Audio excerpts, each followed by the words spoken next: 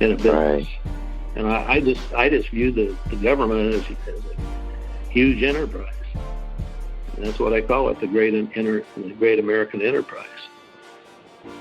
Because it's revenues in and costs out. And if there's no bottom line, eventually it catches up with you. Mm-hmm. Most definitely. Do you want any of those numbers?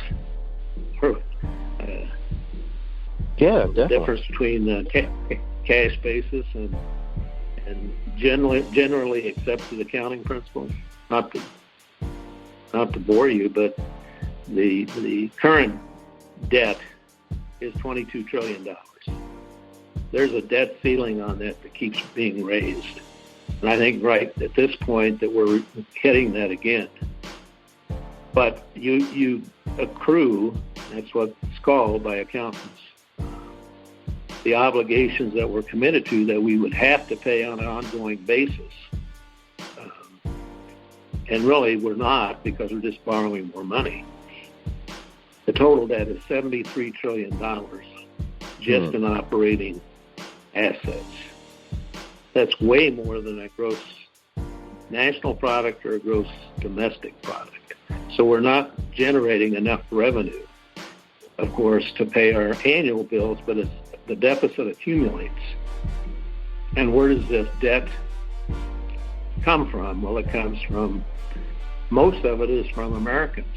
They've invested through investment houses and groups in treasury bills. So the government's borrowing from its citizens. That's the biggest part of the 73 trillion. Of course, we owe China $6 trillion, and we owe Japan $2 trillion, and we owe some of our enemies money. And so when you start putting this on a balance sheet, you start to say, okay, well, yeah, we have a problem, but how are we going to solve that? Are we going to give tax increases, or are we going to give tax decreases? Are we going to believe in trickle down or trickle up? I'm a CTA, but I think our economists are really, stumped by government. Yeah. They don't really understand it. It's not a free market supply and demand equation. So that's only one of the problems. The problem of what's this debt cost? And the Federal Reserve sits behind our currency, and they're the guys that decide the interest rates.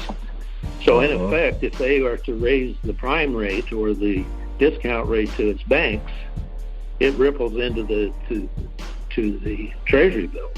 Now, most of those are at fixed rates, but the new ones would be at the higher rates. So in effect, the Federal Reserve sitting there, and they'll increase the discount rate. They want to right now. Will sink the ship, because we're not going to be able to pay China. And what if we don't pay China the interest? Are they going to then, foreclose on Lake Michigan or take a piece of California? I mean, they could probably have. But anyway, I'm not trying to be cute here, but the leverage they have on our markets is not only the fact that they're getting our technologies and improving it and selling it back to us without any. We don't even charge them for the market space that they have on our shelves, and Coca-Cola pays that. So we really don't need a tariff. We just need to charge them for accessing our consumers. And America is the consumer of the world. And we're talking now consumerism, not capitalism, not socialism. It's consumerism. And we should leverage off of that no matter what in our foreign policies. It's my feeling that we should stop building these wars of weapons of mass destruction, of which we've invested $3 trillion in and haven't used. We should direct that in paying down the debt that's only one part of it. The other part of it is the wealth that's accumulated in this country is astronomical. And so why not have them reinvest some of that wealth back into a great American enterprise and pay down the debt? And I call that not a tax. That's an investment on their part in the great American enterprise. And so that's only one facet. The deficit, that the cost of health care is another huge problem that's being bantered around about Medicare for all, and it'll end up being Medicare for none, because at this point in time, we have 77 million baby boomers that are retiring at $10,000 a day to get Social Security, $7,000 a day to get Medicare. And where are we going to put all these other people on Medicare? Well, we all pay Medicare. You know, it's not free. Nothing is free. We're all, and my position is the 169 million enterprising Americans pay all the bills.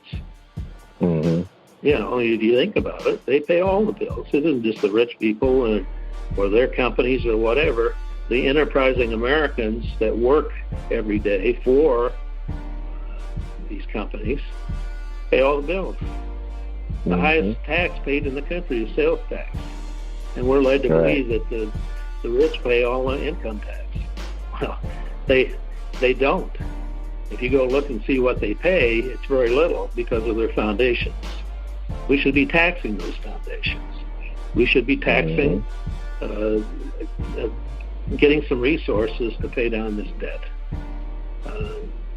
In healthcare, and that's really my specialty, at this point, we're paying $3 trillion a year on healthcare. The worldwide ranking of America is that they're 38th in quality and they're number one in cost per patient. And why is that? Well, first of all, we pay the providers on the basis of input data, not on outcomes. So we pay a hospital on diagnosis. We don't pay them on did they get the person well, and are they going to go home and stay home, or you know, it's income rather than outcome.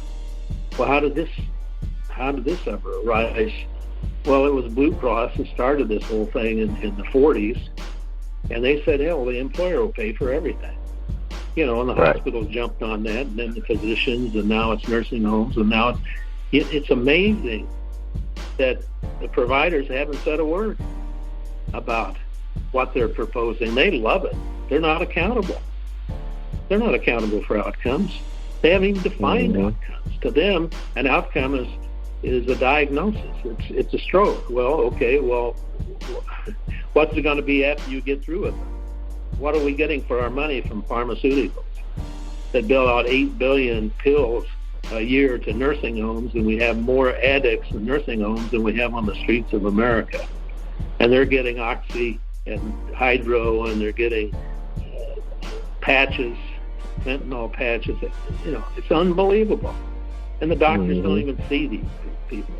They call up a prescription and they expect it to be filled. Now, you know, I've been in the healthcare business. We had 3 nursing homes. All we could do is fight with the surveyors because they wanted to tell us how to wipe rear ends. You know, they were wasting our money on regulations that aren't really practical. Let enterprise solve the problems. But, oh no, the hands are tied. So what happens? We have the monopoly consolidating all of the healthcare providers to the point where the government will run everything.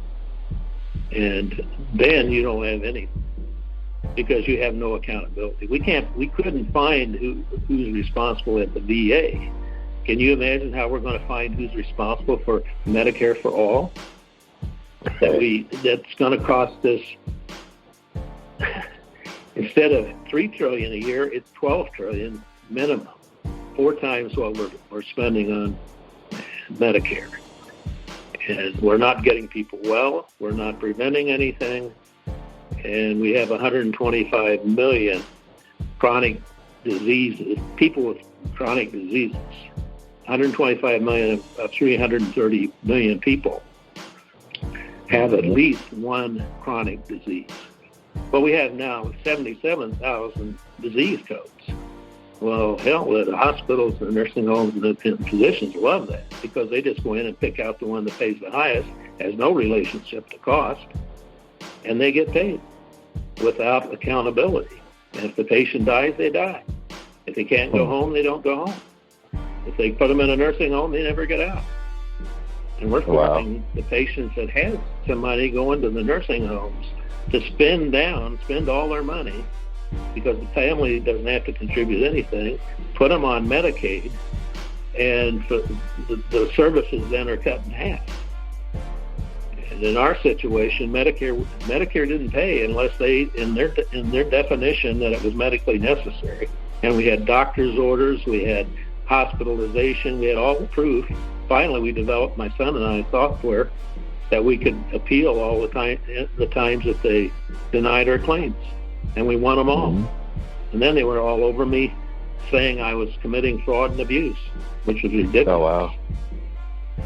So I'm just working down my list here. We have redundancy, and every state has a redundant agency that we have at the federal government.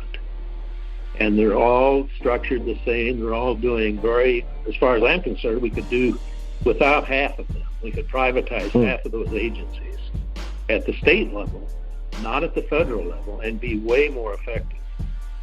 But when I was in Iowa, I applied to get on a committee, a subcommittee, or a committee that the governor gets as patronage, or gives out as patronage. And there was some 2,000 subcommittees and subcommittees attached to the state of Iowa. And you can imagine how you take 50 times that, what we've got, and you go there during session, you can't even find a parking place. Everybody's feeding off the anthem. So am I cynical? Yeah, I am, because I don't think it's working. Do I have solutions? Sure. Okay, Jerry, what the hell is your solution? Because I can go down the list of this. It touches education. It touches Medicare, Medicaid, Social Security, college debt, credit card debt, 46 taxes that we're paying, the Federal Reserve. But what I can do is talk about the solutions, if that seems to fit. I seem to be doing all the talking. Do you have any questions so far? Yeah. So do you address some of these issues in the book as well as provide solutions? Oh, yeah. Yeah, I have 9 books that deal with healthcare and its effect on society and on economics and politics. And I started out with Arthur Anderson in the early 60s. I came out of a small school in Iowa with a bachelor's in business and liberal arts. And I learned from almost day one I was assigned to hospitals. And so I've been in and around hospitals and healthcare for almost 60 years probably. I'm no youngster. But anyway, I got my real experience when Medicare got passed, and Arthur Anderson assigned us to Blue Cross. And we were consultants that were given the job to roll out Medicare. And we went to hospitals. They didn't want anything to do with us other than tell them how to bill. They didn't have any cost accounting. They still don't. They couldn't tell you what the census was because they weren't even tracking it. And then they started to track it when their billings were based upon patient days. So I've been through this evolution of seeing the hospitals get paid at first cost plus 5% because that's what Blue Cross was paying them. And then when the government finally realized that the costs were escalating at 16% a year, that they had to do something. So then some genius arrived at, well, we should pay for diagnosis. That's a product. Well, in effect, it's not a product. It's a problem. A stroke is not a